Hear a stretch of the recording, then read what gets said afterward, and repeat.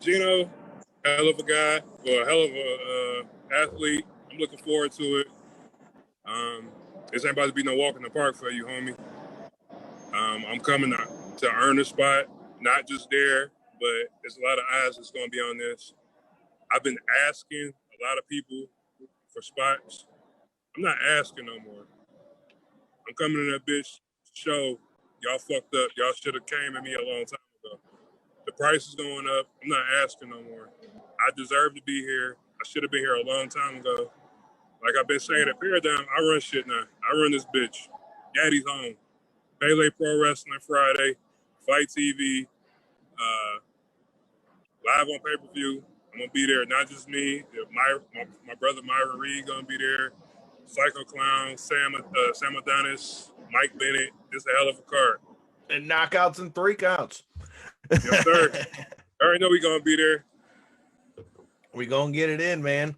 Yes, I don't know, man. I think Gino Medina's in for quite the fight. Corey, what do you think? I couldn't agree more, man.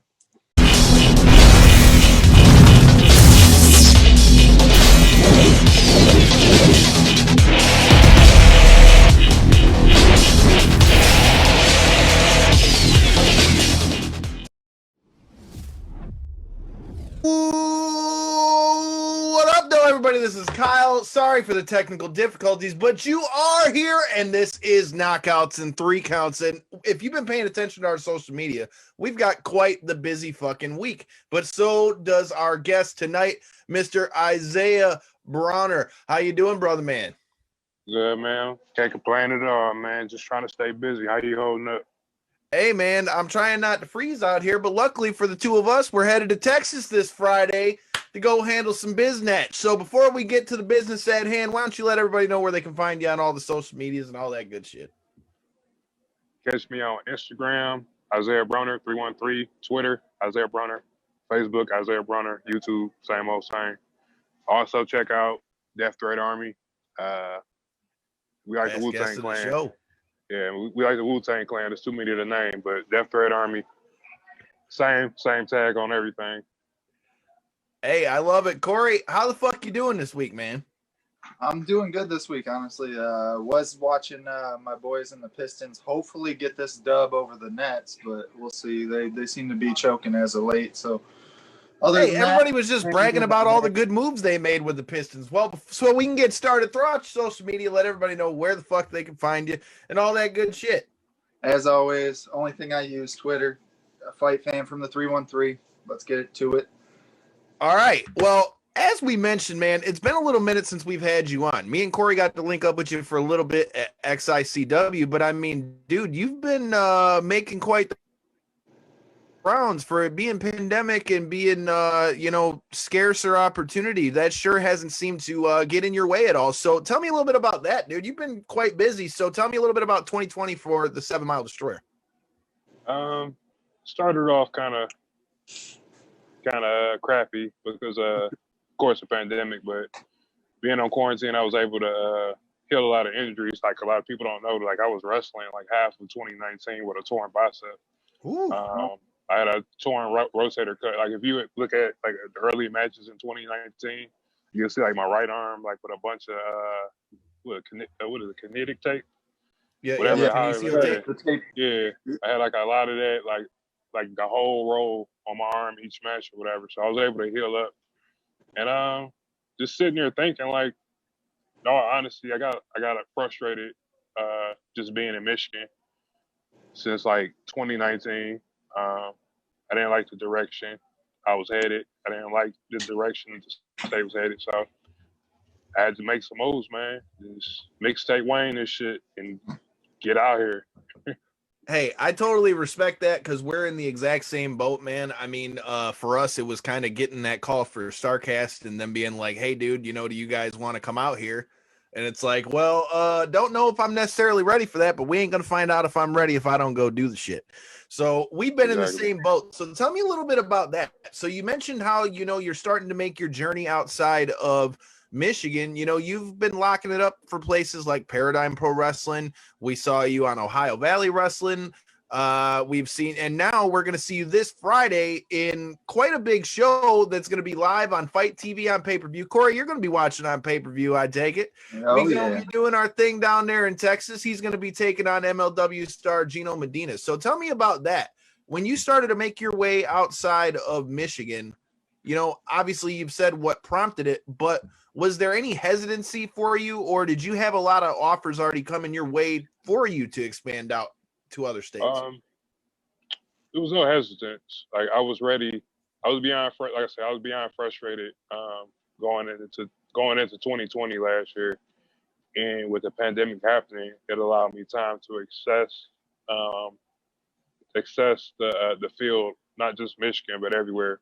I was supposed to start at Ohio Valley right when the pandemic started last year, so going there, learning a lot more going there, and it changed my point of view on the lot.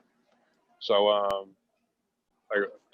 after Paradigm, man, I've been getting a lot of offers coming from various states, and with this one Friday, like, I'm really looking forward to show everybody, you know, I deserve to be in these type of situations. Like, I've bust my ass for this.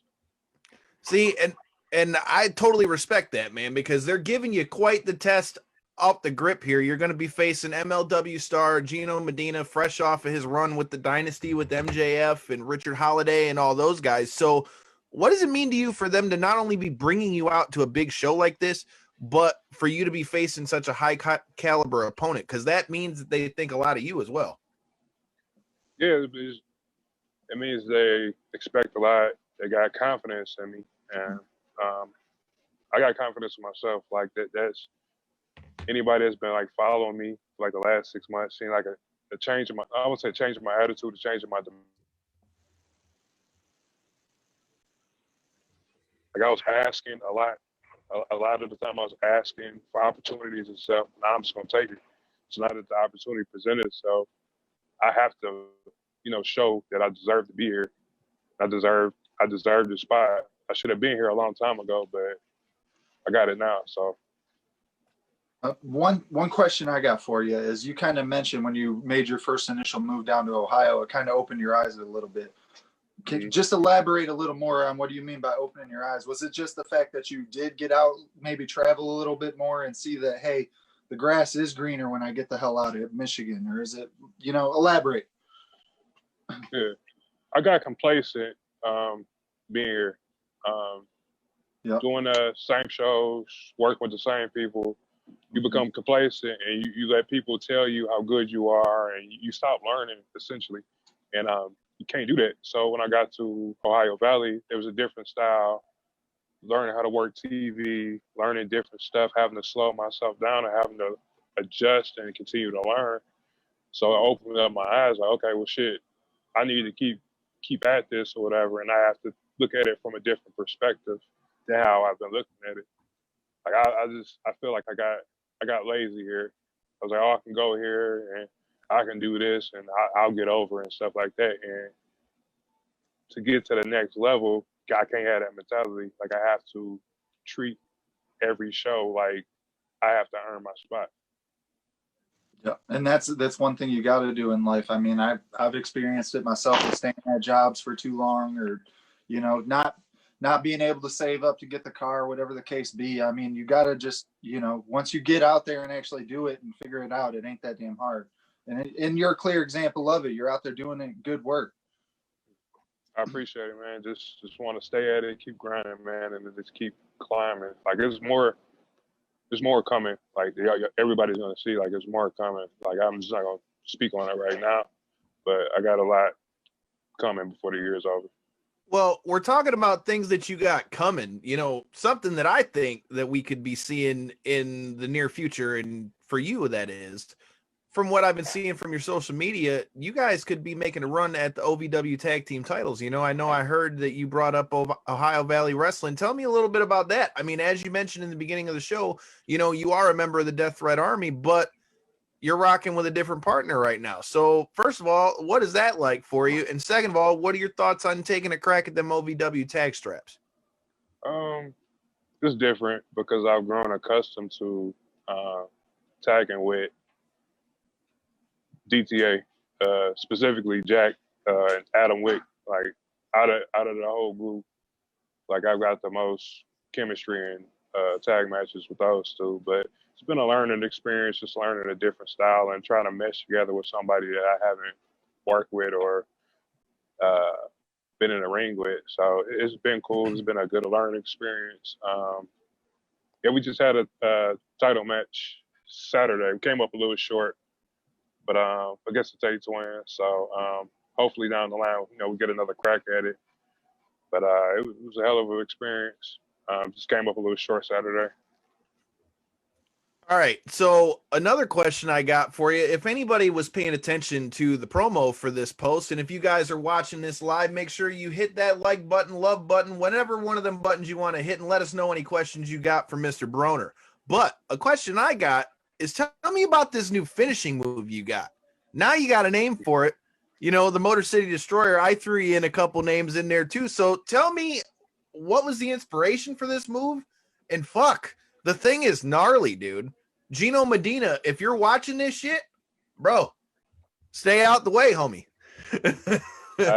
Just like I say, just trying to improve and just trying to do things nobody's doing before. Like I was happening to see it was a PWG show from 2003, and I can't even remember who did it. And I saw it, I was like, oh shit, I haven't seen nobody do it before. So like Saturday was the first time I did it in a match. I've been training, started training at AIW in Cleveland. So, I tried it down there. I got a good response. So tried it. I went for it Saturday, and it got way more attention than I thought it was going to get. So. Well, go ahead, Corey. I was gonna say, on a big move like that, that's something that you do plan on adding as like your, final big hurrah, essentially. How long do you practice? How long do you practice that move? Like, how long does that before it even becomes something that you seriously think about incorporating in that way? I guess you could say. Honestly, I only did it once.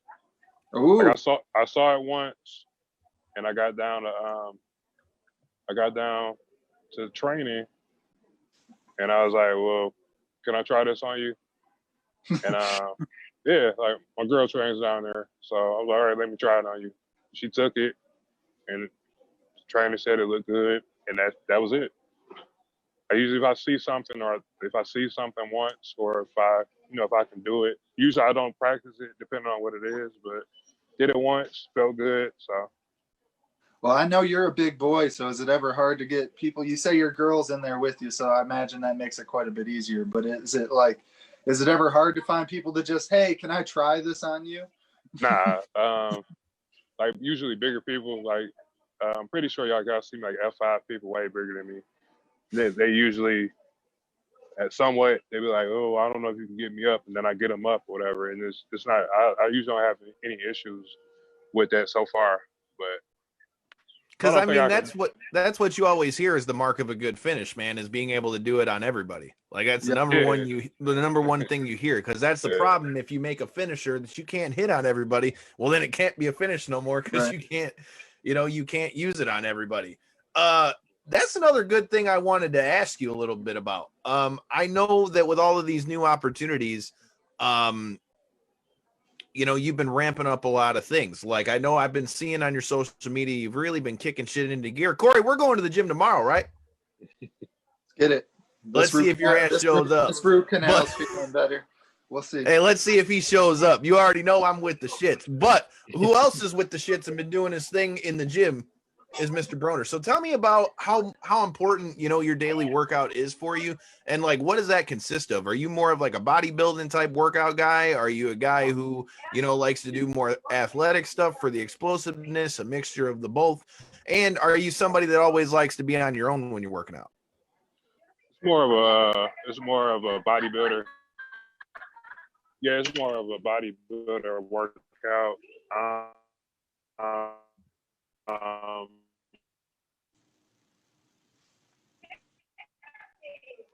I've actually been prepping for it's been kind of interesting trying to balance and prepping for a bodybuilding show. I usually work out by myself. I kind of prefer it. Like I kind of lock in and be like my own little zone or whatever. So I don't really.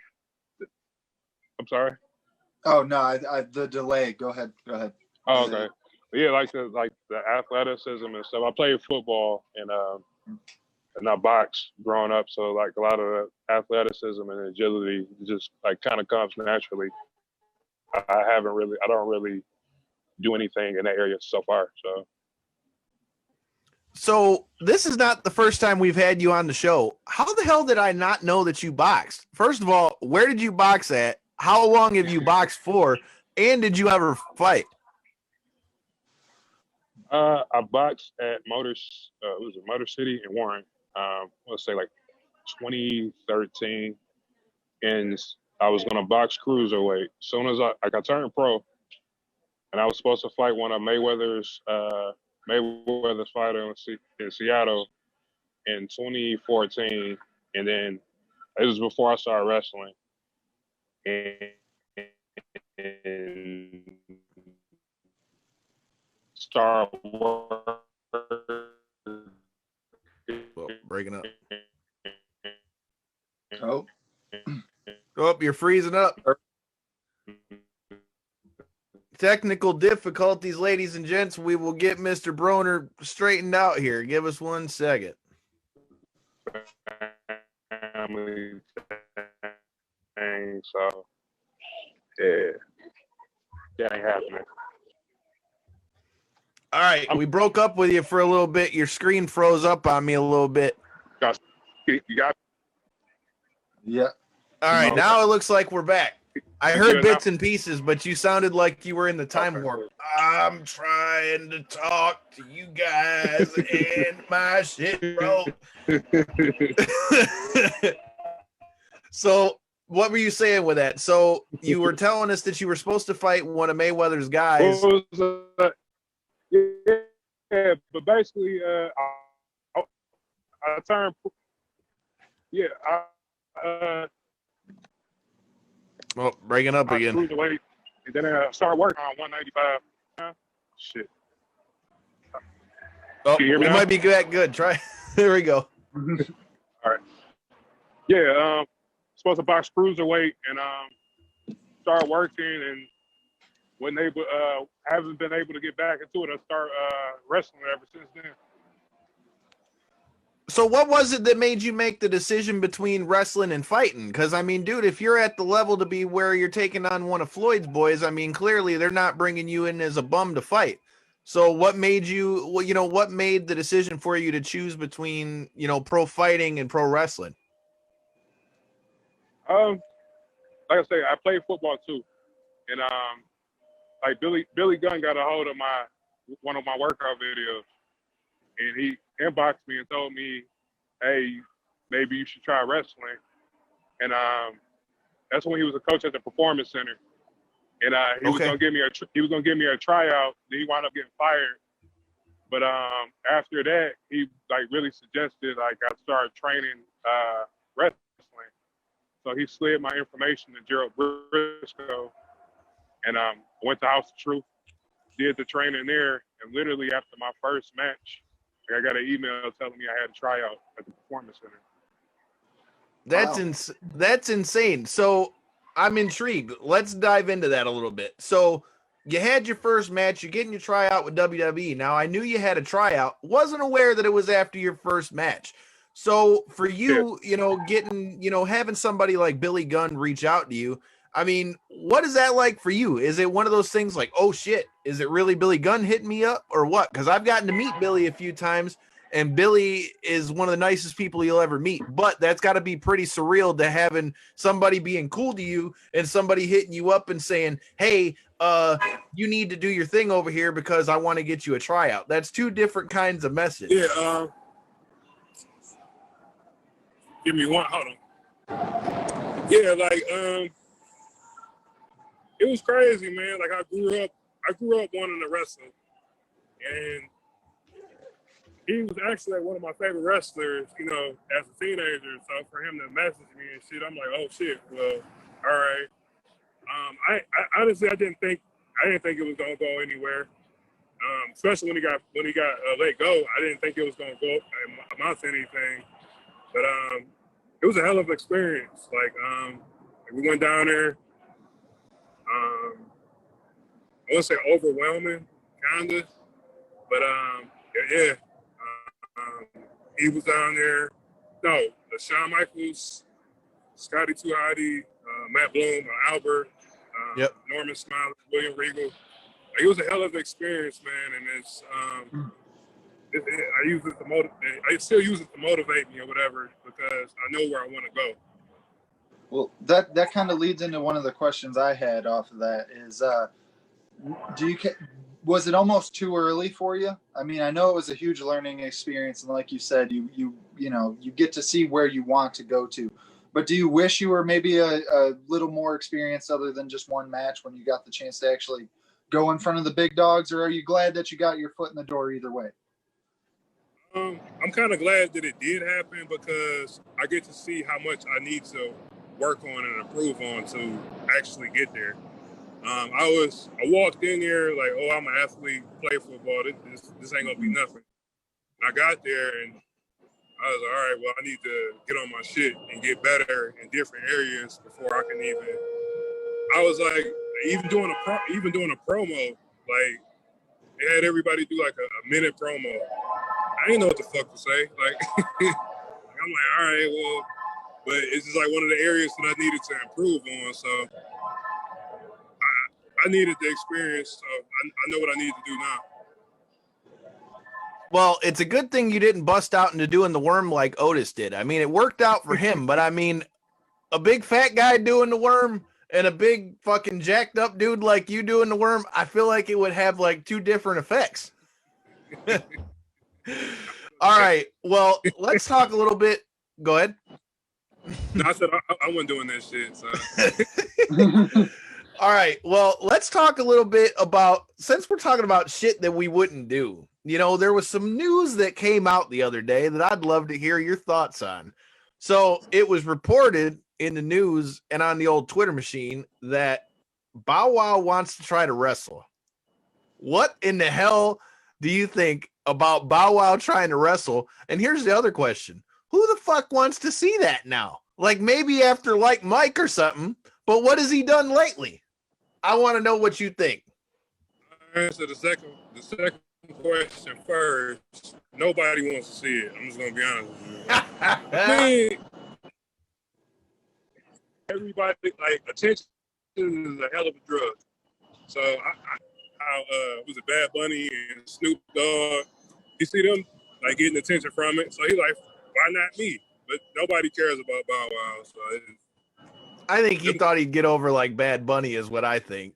I think he saw Bad Bunny come on there and jump off the top rope and then bring him back the next night. And he's like, oh shit, let me make a run real quick. It's like, man, at this point, I don't know. Corey, what do you think about Bow Wow trying to wrestle?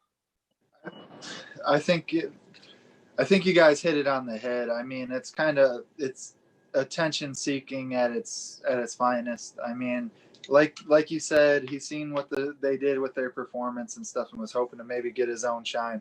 Now, that being said, I seen his name on my Twitter for the first time in ever. So it worked. It worked to some degree, you know, so. Well, I think that goes back. So for me, here's my thing, right? Like, I think that outside eyes, whether it's like what we saw with the Mike Tyson Roy Jones fight, or what they're talking with this Ben Askren versus Jake Paul thing, or you know, like Floyd Mayweather, we mentioned him coming to WWE, or anything like that. I think stuff like that is a good thing in a way because it brings eyes to wrestling. But in order for stuff like that to work, it's got to be somebody that people give a shit about. Yep. I feel like in order for it to have any type of levity, any type of impact, it's got to be people that people give a shit about. Like Bow Wow hasn't been on TV in how long? I feel like if you brought him on TV right now, you want to know what I think would happen? Those same people that were shitting on him on Twitter are going to be even more vocal because you put him on TV. So it's gonna get away. Like it's not gonna end well for him, and it's an attention thing, man. Like when I saw his name, like to be honest, when I saw his name, like I don't say trending, I was like either he got arrested or is he dead? Like I didn't know what the fuck was going on. facts though. So I'm like, man. All right, so here's another one for you. So I'm going to bring back a segment that we haven't brought up in quite a while. I'm going to bring back the fan etiquette segment. We haven't talked about that in quite a while, but I've been paying attention to what you've been doing at these other promotions and things. You've made some upgrades to the war gear and things like that. So how many times on an indie show, especially when they find out you're from Detroit, do you get people getting pissed off and throwing the 50 cent insults with with the vest and everything? Surprisingly, hasn't happened. Really? I was sure you was going to tell me you had some kind of story for that shit because I don't know why I thought about it. So I shared one of the pictures earlier, and like you always get dumbass comments from people that aren't like, aren't wrestling fans. They'll be like, they'll see something I post and they'll be like, who the fuck is this guy? Or, like, what the fuck is this guy trying to do? Because they don't know shit about wrestling. So it was just a thought because I've been seeing you've been adding, more to the repertoire, not only with your work. I've seen that you've been adding some stuff to the vest and stuff like that. Just thought it would be a random one in there for you. No, that's where honestly, that's where I got the idea from. I didn't want to come out in a t-shirt. I didn't want to come out in a jacket, and I was riding to the gym one day, and 50 Cent was on. I was like, I should wear a bulletproof vest. This motherfucker looks hard in his bulletproof vest. I've been collecting them now. Yeah, fuck, why not? Hey, I've been collecting them, so. At least I'm not an asshole for saying it, because now that I know that you did get it from Get Rich or Die Trying, I don't feel so bad about asking the question. That's where I got it from. I don't doubt it. All right, so let's get in a little bit to Pele Pro. Have you ever gotten to wrestle in Texas before, or is this your first trip out to the Lone Star State? This is my second trip. I was there last week for a seminar. I'm cool with Hammerstone from MLW. Yeah. So he had a seminar, so I went down there, did the seminar, got some good feedback from him, Shane Taylor. Shane Taylor's the homie, bro. Yeah, O'Shea. Yeah, so it was a good learning experience. They had the VIP wrestling out there in Dallas. So yep. I was out there. But actually wrestling, this is my first show, so I'm really looking forward to it. So it was my first trip to Texas for the first show that Pele Pro Wrestling had. Devin and I were in the building, and Devin will be back for all of you guys that are watching. He will be with us in the vlog, so who the fuck knows what we're going to get into in Texas, because last time we tried to learn how to do axe throwing. Maybe this time we'll see if we can fucking golf. Who the fuck knows? Make sure you hit the subscribe button and make sure you check it out. Yeah, man, it was our first trip out to Texas for the first show. They were running in a brewery of all places, with the big tanks in the back. It was kind of a really cool, like, different look, right? Because if you look at it from like where you walk into the venue, you've got the big, beer tankers, like as soon as you walk in, and they've only upped the ante for this show. Tell me a little bit about, you've mentioned that you're cool with Hammerstone. Well, you're going to be taking on another one, MLW's finest, in Gino Medina. For those who have been watching MLW, you know that he used to be part of Dynasty with MJF and Richard Holiday, who's been doing his thing with the Caribbean Championship for IWA with Sabio Vega. So tell me a little bit about getting to face a guy like a Gino Medina, and what are your thoughts on that matchup? I'm really looking forward. Like I said, I'm looking forward to it, man. He a hell of a talent. It's a contrast in styles. He's like super talented. So when they told me I had the match against him, like start studying. I'm really looking forward to it. This is huge for me. So I'm just gonna go out there and do what I do. There's a lot of other stuff that I haven't pulled out that I probably try to pull out Friday. Just making the most of the opportunity. Like I say, he a hell of an athlete. Just really looking forward to it. That's what I like to hear, man, because it's definitely a big match for you on a big stage. It's going to be live on Fite TV on pay-per-view. If you guys are here in the Michigan area or you're in Texas, make sure you check it wherever you're at. You can see that wherever. You've also got on the card, you've got Mike Bennett, fresh out of WWE and back with Ring of Honor. Like you said, you've got past guests of the show, Sam Adonis is going to be facing Psycho Clown from AAA. I mean, it's going to be a hell of a show, dude. I'm really looking forward to this. Old Kyle's really pulled himself one out of the hat here. So here's the thing, right? So obviously we've been in a pandemic. This ain't the how do I put this? This ain't the circumstances that any of us want. So obviously you've been doing a lot of traveling. What the hell have you been doing to keep yourself sane, dude? For me, and don't bullshit me because I'm gonna see you in a few days, motherfucker. I'm not really anybody that knows me. Like I'm relatively quiet until you get to know me. I'm not really a people person, so this has been perfect for me. I don't I don't like this is fantastic for me. I really don't give a shit.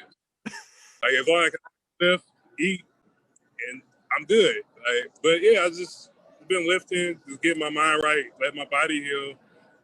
Doing a lot of studying. Things start to open up, so I'm able to get a little bit more ring work in, going down to AIW and going down to trade school in Toledo. Another past guest of the show. Yeah, hitting up a lot of people, just trying to pick a lot of people's brains, just trying to get better. Going down to OVW. Doug Basham has been like a big help down there. Damn, Basham's still down there. Yeah. Damn, yeah. Dude. So Corey, to give you a little bit of reminder or refresher, because I know you don't watch wrestling as much. Dude, Doug and Danny Basham, the Basham brothers, were part of JBL's cabinet back in like 2004. Oh wow. So dude has been around for a hot minute, dude. I mean, it's yeah. So it's crazy to still hear the name Doug Basham is still down there, dude. Because I remember watching them with that big Amazon chick. What was her name? Fuck. Linda Miles. Yes, dude. She was off Tough Enough, man. Like if you see this chick, fuck that. I don't hit women, but I ain't trying to scrap with her even if I did hit women. So fuck all that. I'm just throwing it out there.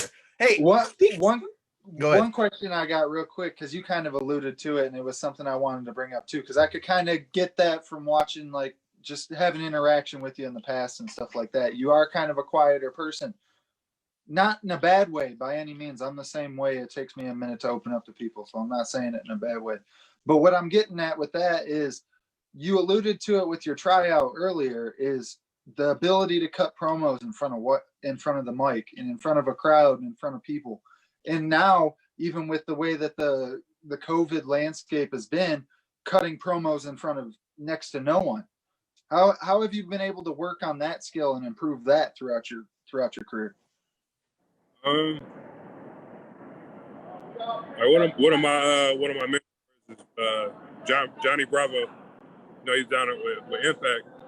We did like a no fan show up in Bay City, Michigan, and he just told me just be myself. He's like my personality is there. Like I can do a promo.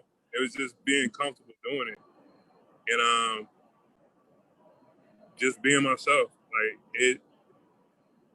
this pandemic has allowed me to work on things that it probably would have took me a little bit longer to get comfortable doing it, but just being myself, man. Like it's not that difficult now. Like now I do them without any hesitation. Like I love doing promos now, but at the Performance Center, I didn't know what the fuck to talk about. Like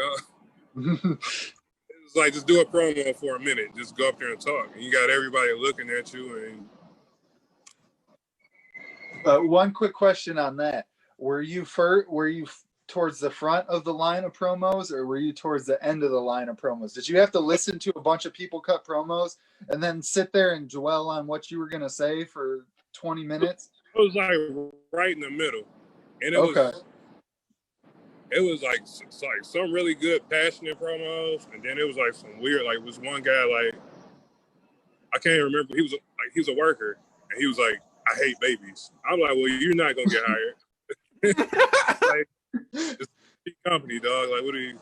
Yeah, it was like, I was like right in the middle, and I literally had one match, so I just winged it, man. I don't even remember what the fuck I said, man, but I just winged it. Did you get psyched out at all, or were you kind of content under the pressure? Do you remember? No, it was cool. I didn't. I was trying to gauge like what to speak on within a minute. What everybody else is gonna. I didn't want to say the same thing somebody else said. Yeah. So when I got up there, I was like, whatever. Yeah, that's part of the reason why I was asking if you were towards the end of the line, because it seems like that would be rough. You know, maybe you do plan out, this is my perfect speech, this is my home run right here, and then 3 people ahead of you, somebody says it, and then you're like, well, shit, damn. But that's one thing I have noticed, honestly, because I've stepped in on doing this podcast, because I wasn't even a host prior to the pandemic, and that's one thing I've noticed myself is just be yourself. As long as you can interact well with the people and have a good conversation and stuff like that, it's not necessarily about going above and beyond and trying to make everybody happy. It's about showing people that you're real, you know, and that's what people relate to. Oh yeah. It's just like, if you could have saw it, man, it was like this, like every 4th person it seemed like they would say the same thing, or they would take something somebody else say. Even like seeing people do promos now, whatever, like it's kind of the same thing, whatever. So I just, like, depending on what the situation is, I'll just go from there, and I'll just speak how I actually feel about whatever opponent it is or whatever I got coming up. Well, this is one thing me and Kyle actually kind of brought up the other day. Of course, wrestling's sports entertainment, maybe even more so entertainment than sport sometimes. Now, what do you think is is it 70-30? Is it 50-50? Is your performance more valuable than your mic time? What do you think's the show out, the standout thing? I think it should be like 50-50. Like, you should be able to have a good match. You should be able to go out there and work, but you should also be able to connect with everybody and have some type of personality or some type of promo skills where you can go out there and communicate with people, because half of it is nonverbal communication inside the ring, like facial expression, how you respond in there.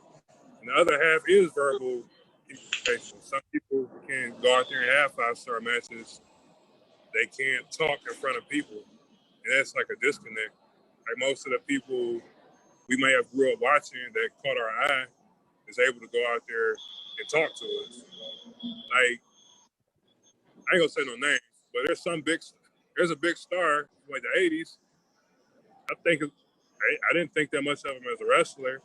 There's a couple, actually. I didn't think that much of him as a wrestler, but they were able to draw you in talking. I think I already know where you're going. Yeah.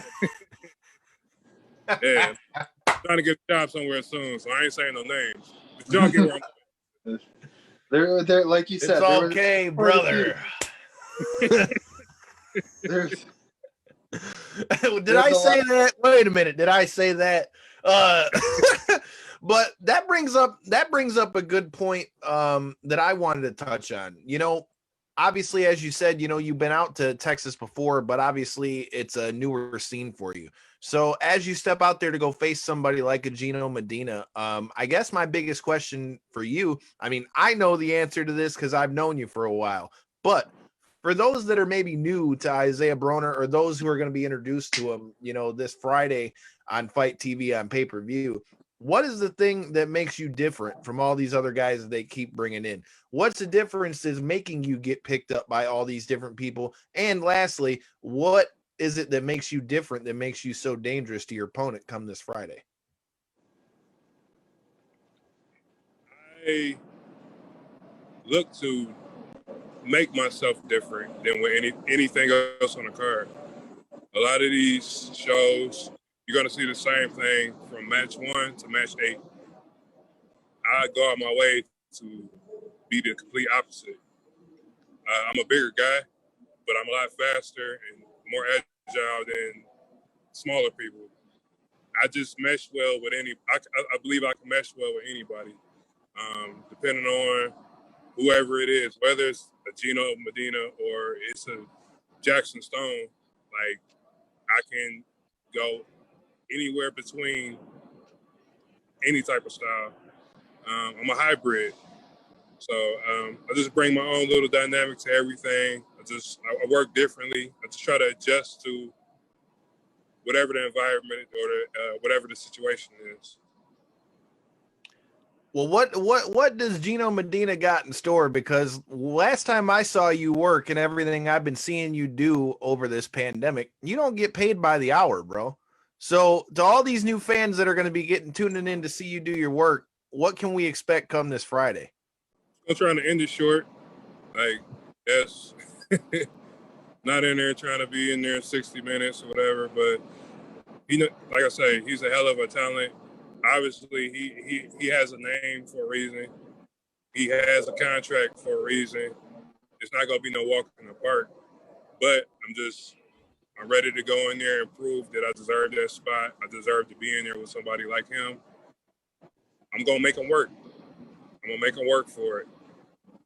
Hey, man, I can't wait to see it because I, for one, knew you were coming down to Texas when we were there for the last show.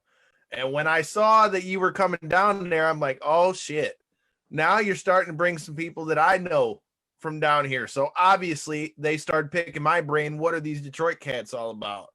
And so, like I said, man, it's cool to see guys like you, starting to make making your way down out and to these other spots, man. I think Texas has got another thing coming when we get down to Texas come Friday, which is why you guys need to make sure, if you haven't already done so, hit that like button, hit that subscribe button. You don't want to miss any of this stuff. Well, before I let you get out of here, did you get to watch the Conor McGregor fight? No. I started to, but it went how I thought it was going to go. Ever since that Mayweather fight, man, he ain't got it in him no more. Like, I think he made the money he wanted to make. I think he's just trying to add to it. I don't think his heart in it no more. I can respect that. On the flip side of that, I've heard a lot of people say, especially with a lot of Conor's antics, that Conor does pro wrestling better than pro wrestling does pro wrestling. So, what are your thoughts on Mr. McGregor's antics, A, and B? Why do you think that a guy like him is resonating so much more with people than the guys who that's what they're supposed to be going out there to do, is pull you in on the TV, and this guy's over here trying to build a fight? Why is it that MMA guys are getting over so much more than wrestling in the wrestling realm? Like for example, for Conor, he understands the business side of it, and he knows the more eyes, the more buys you get, the more money he makes. It's more of the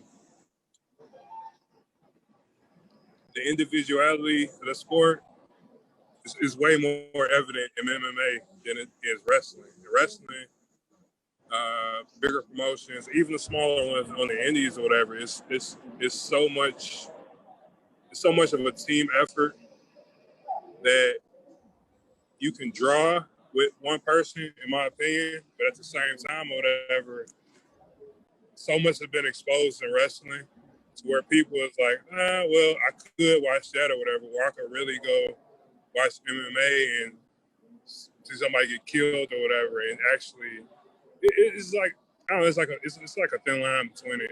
I personally, if he came to WWE, for example, I think they do tremendous numbers because he's a hell of a salesman.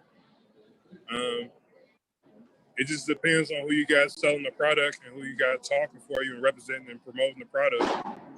See, I completely agree with that. And the reason I asked that question is because I think that all this is proved is that there's levels to that. So like we talked about Bow Wow earlier, right? You bring Bow Wow and put him in a ring right now with whoever you want. Name whatever name you want. Nobody gives a shit what he's going to do in the ring. Now, Conor McGregor has that aura of legitimacy. Even if Conor McGregor was to go out there and let's say, okay, so they're rumoring a fight between him and Nate Diaz, and they're rumoring, he's saying that he wants to fight Poirier again. Even if Conor was to go out and fight either one of them guys and get his ass whooped, I bet money that wrestling fans would still chomp at the bit to see that motherfucker on pay-per-view. So what I'm getting at is like you're seeing the levels to somebody's popularity, whether somebody's a legitimate star or somebody's just a flash in the pan, because a Conor McGregor is living proof to me of what's missing in wrestling. You don't have enough big, like marquee, stars. Before we let you get out of here, man, you've been doing some stuff with Paradigm Pro Wrestling. I know you got to do your thing in doing their UWFI rules match, which is essentially as close to MMA and pro wrestling as you're going to get. Tell me a little bit about that. What are your thoughts on those kind of matches and your time in Paradigm? And do you prefer that to your normal style pro wrestling match? It's been fun, man. Like, I did those two shows. I'm going back. Like, they offered me a roster spot. I've earned my roster spot there, so I'll be back whenever we do shows. So I didn't know what to expect getting into it, but actually doing it, it's fun as hell. I like it, and actually going there and doing it, and then actually sitting back, watching every match, and saying, okay, I could do this, or okay, I could have did this better. Like, it's a hell of an experience, man. I think it's awkward. I can go either way. Like, whether it's a traditional wrestling match or the UWFI rules, I'm good either way. I just wondered if that gave you any more like freedom to it than a regular wrestling match, because I feel like there's less constraint in a UWFI rules match than you got in a wrestling match. Yeah, I just know I gotta either choke somebody out or knock them the fuck out. So that's pretty much it. I mean, that pretty much sums it up, man. And I think, Corey, I don't know about you, but I would say that's a pretty good place for us to cap it. Well, one more time for all those in the cheap seats and those who are maybe on the fence to buy that pay-per-view come this Friday. Let everybody know where they can find you this Friday for Pele Pro Wrestling. And to your opponent, any last words for Gino Medina? Gino, hell of a guy, or a hell of a athlete. I'm looking forward to it. This ain't about to be no walk in the park for you, homie. I'm coming to earn a spot, not just there, but there's a lot of eyes that's going to be on this. I've been asking a lot of people for spots. I'm not asking no more. I'm coming to that bitch show. Y'all fucked up. Y'all should have came at me a long time ago. The price is going up. I'm not asking no more. I deserve to be here. I should have been here a long time ago. Like I've been saying at Paradigm, I run shit now. I run this bitch. Daddy's home. Pele Pro Wrestling Friday, Fite TV, live on pay-per-view. I'm going to be there, not just me. My brother Myron Reed going to be there. Psycho Clown, Sam Adonis, Mike Bennett. This is a hell of a card. And knockouts and 3 counts. Yes, sir. I already know we're going to be there. We're going to get it in, man. Yes, I don't know, man. I think Gino Medina's in for quite the fight. Corey, what do you think? I couldn't agree more, man. Well, I don't know, man. I think we've flapped our gums enough. But, hey, if you guys haven't already done so, make sure you hit that subscribe button, because this Thursday we're bringing you a 2-piece this week. We got the Young Gun. We've had the Fro Gun. We've got the Young Gun. Chandler Hopkins is going to be coming on before his match with Mecha Wolf that is also going down live this Friday on pay-per-view on Fite TV in Arlington, Texas. And I don't know, man. I think we've summed it up. So until next time, and in the in-between time, peace. Fuck your couch. See you guys Friday.